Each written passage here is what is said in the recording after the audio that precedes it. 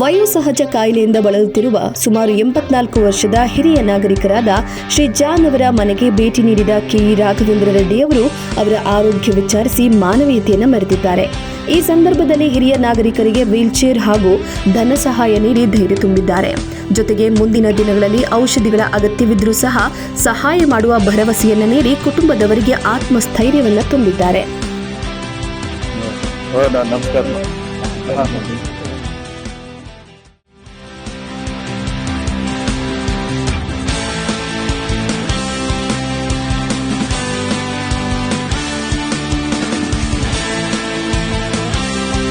ಹಿರಿಯರ ಸಂಕಷ್ಟದ ಸಮಯದಲ್ಲಿ ಅವರ ಮನೆ ಬಾಗಿಲಿಗೆ ತೆರಳಿ ನೆರವಿನ ಹಸ್ತ ಚಾಚಿದ ಕೆಇ ರಾಘವೇಂದ್ರ ರೆಡ್ಡಿಯವರ ಈ ಕಾರ್ಯಕ್ಕೆ ಸ್ಥಳೀಯ ಮೆಚ್ಚುಗೆ ಕೂಡ ವ್ಯಕ್ತವಾಗಿದೆ.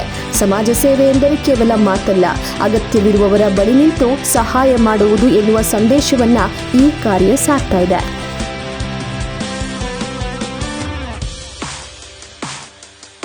ನಾನು ಒಂದ್ ಹೇಳ್ತೀನಲ್ವಾ, ದೇವ್ರು ಇರೋದಲ್ಲಿ ದೇವ್ರನ್ನ ಯಾರನ್ನೋ ನೋಡಿದೀರಾ? ನಮ್ಗೆ ಜನ್ಮ ಕೊಟ್ಟಿರೋ ತಂದೆ ತಾಯಿನೇ ನಮ್ಗೆ ಮೊದಲನೇ ದೇವ್ರು.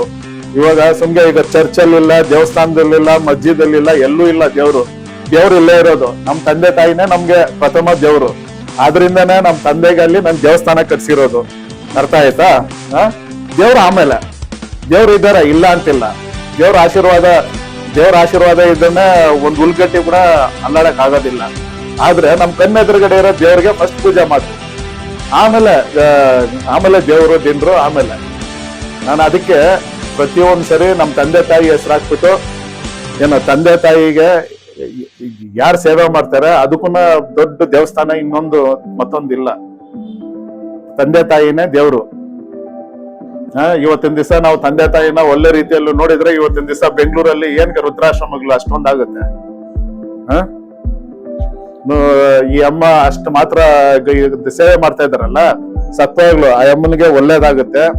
ಇನ್ಮೇಲೆ ಏನೇ ಇರ್ಲಿ ನನಗೆ ಕಾಲ್ ಮಾಡಿ.